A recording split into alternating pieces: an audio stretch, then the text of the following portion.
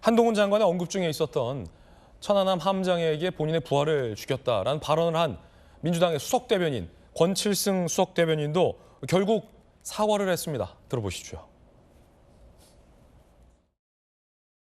공당의 대변인으로서 부적절한 표현을 사용한 것에 대해 천안함 장병과 유족들을 비롯하여 마음의 상처를 받았을 모든 분들에게 깊은 유감의 말씀을 드립니다.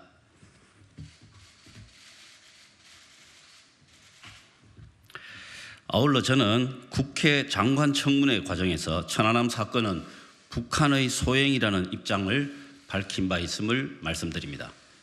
이상입니다. 추가로 함장님 만나실 계획은 없으신 건가요? 팀에서는 징계 요구도 나오고 있는데 이에 대해서 어떻게 보시나요? 생존한 천안함 함장에게 무슨 낯짝으로 부하들을 죽여놓고 라는 식의 발언을 한 권칠승 대변인이 사과를 한 겁니다. 더 나아가 최 함장을 직접 만날 계획이라고 합니다. 어제 천안함 생존 장병 전준영 씨와 비공개 면담 과정에서 사과를 했다. 오늘 최원일 전 함장을 만나 사과할 예정이라고 합니다. 전용기 의원님, 네.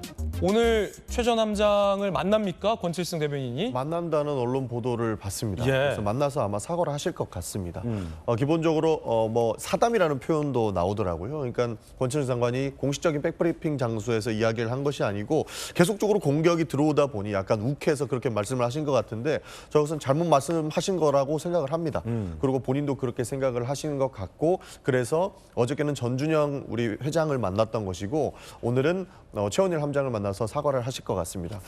민주당 입장이 궁금하시다고 말씀 주셨는데요. 저거는 100% 북한의 소행이 맞다라고 생각을 합니다.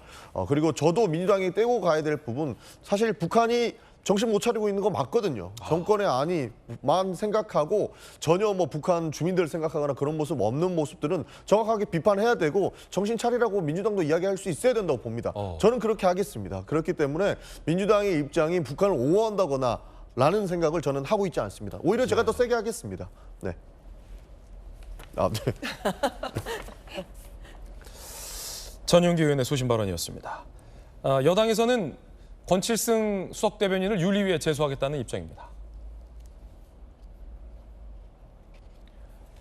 희대의 망언, 당직 박탈하고 국민 눈높이에 맞는 중징계를 조속히 이루어져야 한다.